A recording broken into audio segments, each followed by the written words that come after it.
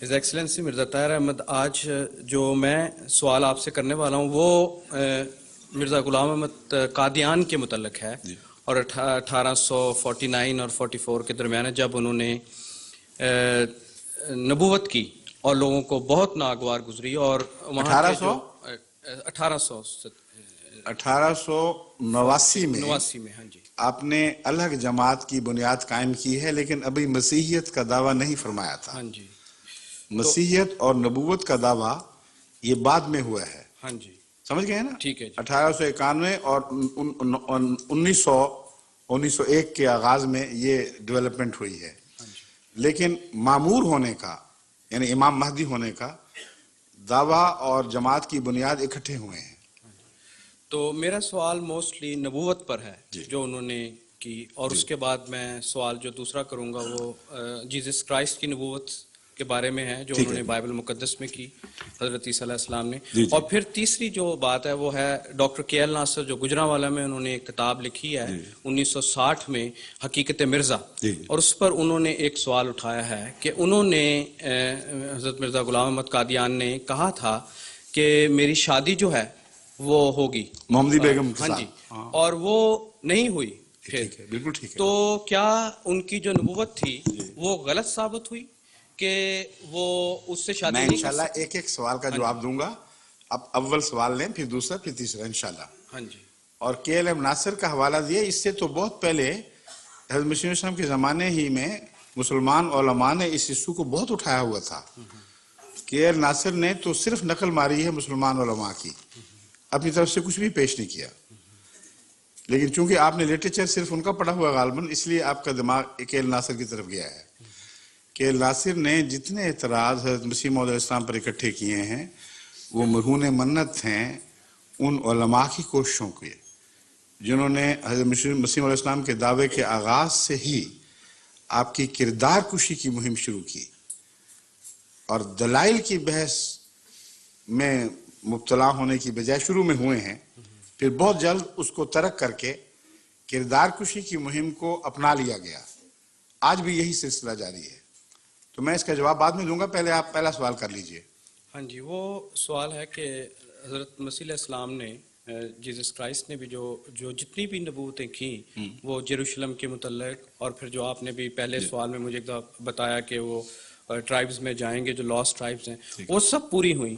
تو کیوں نہیں حضرت مرزا غلام احمد قادیان کی جو پروفیسیز تھیں وہ پوری ہوئیں؟ عرض کرتا ہوں، اور اگر پوری ہوئیں تو وہ کون سی تھی؟ جی میں عرض کرتا ہوں.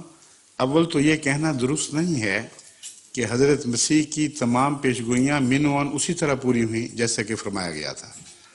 میں نے اپنی گزشتہ مجلس میں بائبل کے حوالے سے قطعی طور پر دکھا دیا تھا کہ نیو ٹیسٹمنٹ کے مطابق حضرت مسیح نے صلیب سے اترنے سے پہلے اپنے ساتھی ایک ڈاکو کو جو مصلوب تھا اس کو کہا کہ 24 گھنٹے یعنی دن پورا نہیں ہوگا کہ میں تمہیں جنت میں ملوں گا،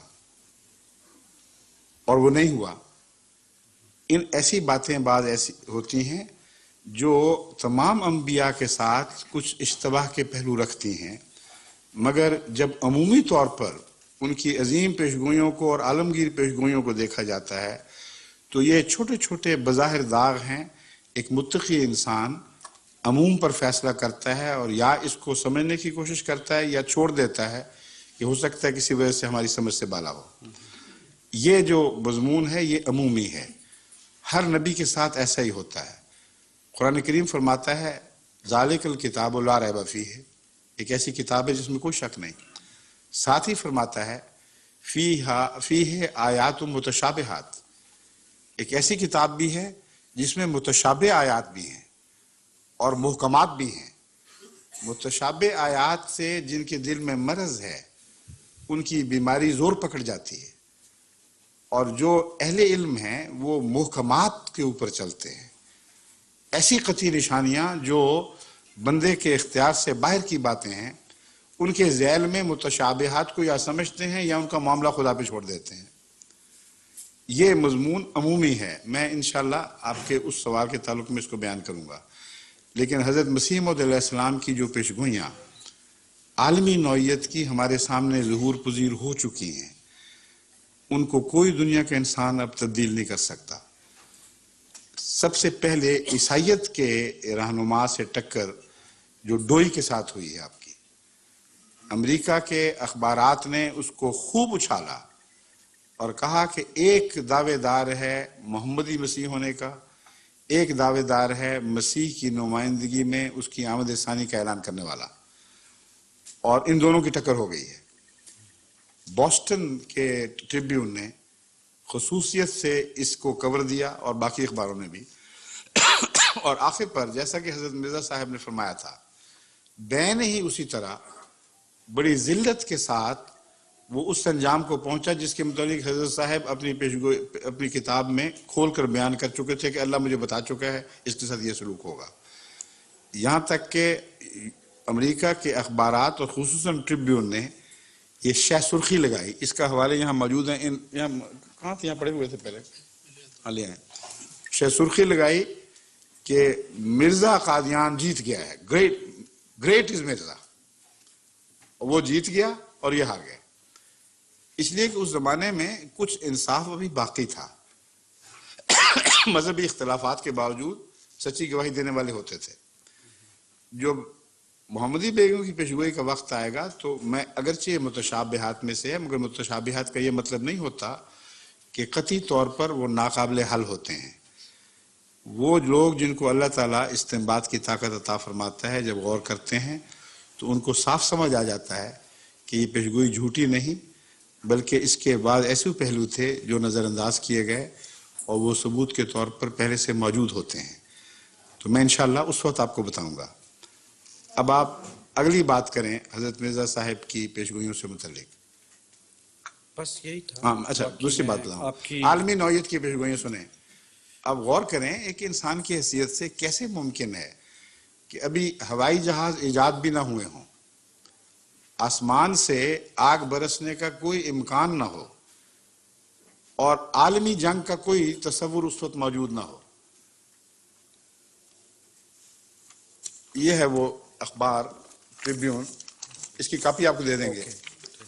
اس کا عنوان ہے great is Mirza Ghulam Ahmad the Messiah, foretold pathetic end of Doi, and now he predicts plague, flood and earthquake. اب جو پلیگ کی بات میں کروں گا، یہ پلیگ ظاہر ہونے سے پہلے یہ اعلان ہو چکا ہے امریکہ میں کہ مرزا غلام احمد اور قادیان نے اپنی تائید میں پلیگ پھیلنے کا ذکر کر دیا ہے، اور اب دیکھتے ہیں یہ پیشگوئی پوری ہوتی ہے کہ نہیں۔ غیر معمولی ارتھ کویکس کا ذکر کیا ہے، غیر معمولی فلڈز کا ذکر کیا ہے۔ یہ تمام باتیں بین ہی اسی طرح اس شان سے پوری ہوئیں کہ عالمی اخباروں نے اس کو کور دیا۔ ایسے ارتھ کویکس آئے کہ ہمارے پاس حوالے موجود ہیں کہ ماہرین نے کہا کہ معلوم انسانی تاریخ میں اس طرح پے در پے